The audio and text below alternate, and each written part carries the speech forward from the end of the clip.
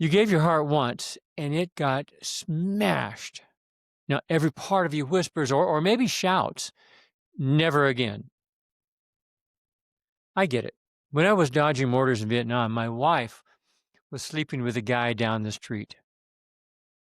Getting your heart smashed it's not like hearing a rumor or not a misunderstanding. It's the kind of betrayal that shatters the floor right under your feet.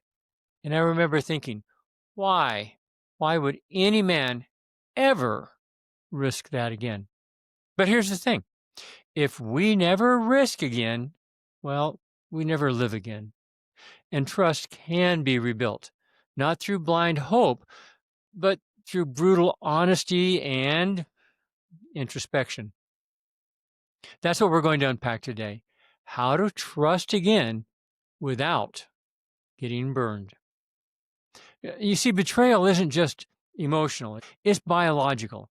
It rewires your nervous system, part of the brain, and all of the process.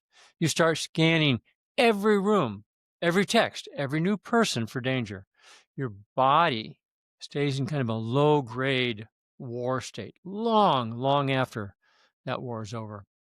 And if you're a man, that wiring gets reinforced by pride. I mean, that's just the way it is. You swear an oath to yourself, never, I'll never be a fool again. But here's the problem. Here's what happens.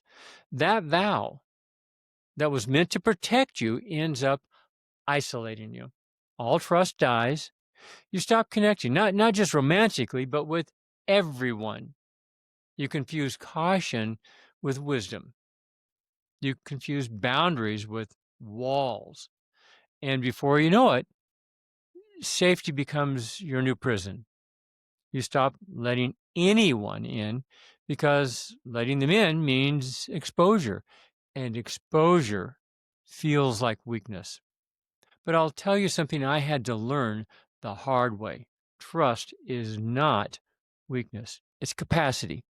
It's your ability and courage. It takes courage to stay open while knowing, that's right, while knowing you could get hurt again. And that's real strength. That's what mature trust looks like. Let's be honest.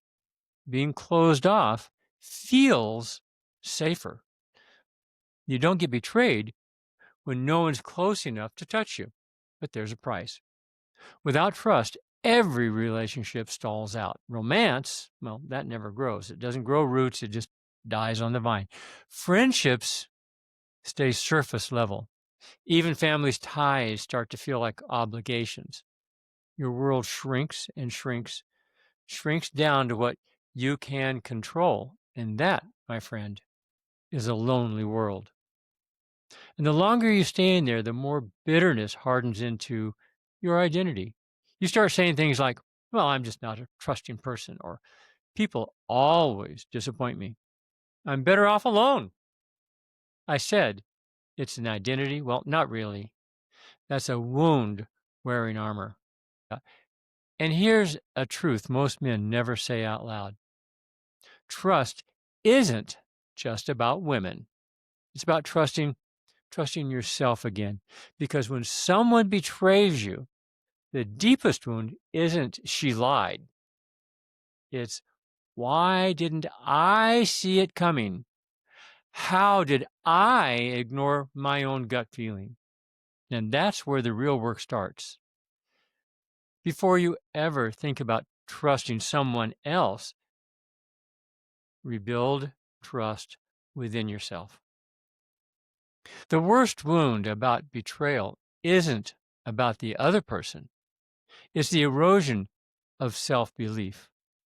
You start doubting your intuition, your discernment, your worth, and that inner voice that used to guide you becomes, well, just muffled. So what do? You start small. Journal. Now, hang on. If you're not a writer, that's okay. I'm not talking about writing pages and pages. I'm talking about just write a single line. Do bullet points. So you journal not to blame her, but to reclaim you. Write in one sentence what you missed. Were there red flags? Did you not see them? What are the red flags you can see now? What did you ignore? Did you rationalize bad behavior? Was there big gaps that you saw, but you rationalized it would be okay? Did you say something like, oh, she had a bad childhood? Write down, again, just bullet point it, write down what you knew deep down, but didn't act on. Now, we're not doing this to reopen the wound, but to extract the lesson, because healing doesn't come from forgetting. It doesn't even come from forgiving. And I'm going to do a video on that later on. It comes from seeing clearly without judgment. Number 2, then commit to this one vow. Here it is. I will never betray myself again. That means if your gut says something's off, well, pause, take a break. If your boundaries feel disrespected, speak up. If your peace is getting drained, step back. Every time you keep that promise, your nervous system relaxes. You start to believe your own word again. And that's the foundation of all trust. Self-trust. That's where your foundation lies. Trust isn't all or nothing. It's not a switch. It's kind of a dial. It's a continuum. Think of it like building muscle. You don't walk into a gym after years, right, and bench press 250 pounds on your first day. You start small. You build capacity, and trust works the same way. Now, most men, when trusting, go from 0 all the way to 100. They either hand over full access or they lock the gates completely. Both extremes come from fear. So instead, practice trusting in layers. Start with yourself. Keep small promises. Get up in the morning when you said you would. Follow through on that one little task you've been avoiding. Each follow through is proof that you can count on you. Then extend that pattern outward. Share a small truth with someone new. Watch. See how they handle it. Do they respect your boundary or do they push past? Do they listen or somehow twist your words? You see, trust isn't built over time. It's built by pattern recognition. When someone's actions match their words over and over, that's a green light. When they don't, you don't need drama. You just simply step back. And that is wisdom. It's not paranoia. That is wisdom. Now, most of us grew up, I know I did, with a broken definition of trust. We were taught it's all about blind faith. Believe the best in people. Give them the benefit of the doubt. Everyone deserves a second or a third or 10th chance. And that sounds noble until it gets you burned. So let's redefine it. Trust isn't about certainty. It's about discernment. It's not, I believe everything you say. It's, I'll give you the opportunity to show me who you are. Now that shift changes everything. The old definition demanded vulnerability without any protection. The new one gives you vulnerability with a spine. You can be open-hearted and grounded. You can believe in goodness and stay alert to reality. Don't be a jerk with going around and just testing everybody foolishly. Just simply observe them. And by doing this, you're learning their pattern before you hand over your peace. And when someone reveals themselves, good or bad, believe it. Now, that's not cynicism. It's just maturity. And here's the paradox. You can only trust deeply when your boundaries are strong. Without boundaries, men fall into one of two traps. They either overtrust or never trust at all. Overtrusting men abandon themselves for connection. They say yes when they want to say no. They tolerate disrespect to avoid conflict. never trusting men isolate themselves to avoid the pain, and they keep everyone at a distance, even the good ones. Setting and keeping boundaries free you from both extremes. Write your boundaries down, post them, review and adjust them as clarity comes. Do this daily. A boundary says, here's what's okay for me, and here's what's not. Now, it's not a wall, it's a fence, kind of a see-through fence with a gate. You decide who comes in and how far. Now, that's not being controlling, it's having clarity. And clarity is what makes safety possible. When you know in your heart, you can walk away, you can finally stay open. When you know you will speak up, you can finally listen. Strong boundaries create the space where trust can breathe. This one took me years to learn. Betrayal didn't ruin me, it revealed me. It clarified who didn't belong in my future. Now, that one was easy. It showed me what I valued when everything else fell apart. Not so easy that time. Painfully, slowly, it showed me who I was when the masks, both mine and hers, were ripped off. The pain, oh my God, the pain was real, but so was the internal clarity. Let's call it purification by fire. When someone betrays you, they expose more than their character. They illuminate your next chapter. Now, that might sound a little woo-woo, but it's not using philosophical or maybe spiritual ideas to avoid pain. It's recognition. It's recognition the moment you stop explaining the hurt and start integrating what it taught you. Some people are teachers disguised as heartbreak. They show you your blind spots.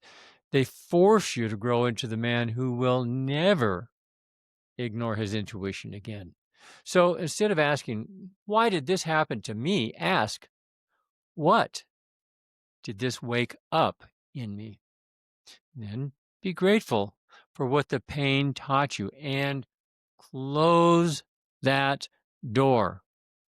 Because holding on to betrayal is like drinking poison, hoping it hurts them. Freedom begins when you let it burn clean and move forward. So here's the real transformation.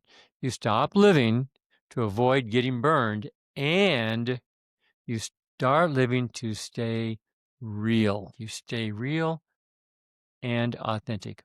That's what maturity looks like. It's not that you'll never feel fear again. You will. Trust me. You will feel fear again.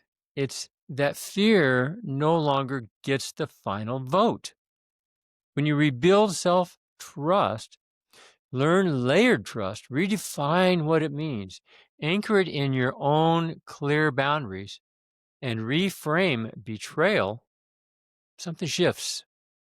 You start meeting people a little differently. You stop needing guarantees. You start observing patterns. You start trusting your instincts again. And gradually, life feels safe enough to open up again. Not because the world changed, but because you did. So let's make this tangible, all right? 1, every morning, ask, say it out loud, what do I need to feel steady today? Write it down in one sentence. Literally write it down. Doing this builds the muscle of listening to yourself. Number 2, when something triggers mistrust, wait 24 hours before reacting. If it still feels wrong tomorrow, act on it. If it doesn't feel wrong, you probably just needed to kind of breathe a little bit. Number 3, every Friday, you won't have to do this for years, just every Friday for a while, list 3 things you said you'd do and be honest whether you did them or not. Celebrate completion, adjust where you fell short. That's all. Don't beat yourself up. Just acknowledge it, celebrate, and adjust. This rebuilds the link between intent and action. Number 4, share one honest thought each week with someone you trust. Nothing dramatic, just real. Give them time to respond. Watch how they handle your vulnerability. Now, these micro habits rebuild a bridge between fear and openness. When you're ready to risk again, there comes a point where you've done the work. And trust me, you'll feel it. You'll notice you're not obsessing about the past. You're not just constantly scanning for red flags. You're reading patterns with calm clarity. That's when trust starts to happen naturally. Not because you forced it, but because your nervous system finally believes, I can handle whatever comes. You won't need to armor up anymore. You'll have inner boundaries instead. And when that day comes, love, whether romantic or friendship or spiritual, will feel different.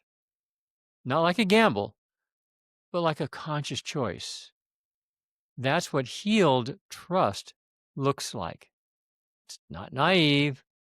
It's not cynical. It's discerning, grounded, and free. Now, you don't heal by shutting down. You heal by trusting yourself to handle whatever comes next. Reopening your heart doesn't make you a fool. It proves you've evolved, because real power isn't in building walls. It's in knowing that even if someone crosses a line, you won't lose yourself this time. That's the kind of trust no one can take from you. So here's my challenge for you. Tonight, take 10 minutes and write one small promise you'll make to yourself, and keep it. Just one. That's where the rebuilding starts, because when you can trust yourself, the world stops feeling dangerous and starts feeling possible again. And that, my friend, is how you trust again without getting burned.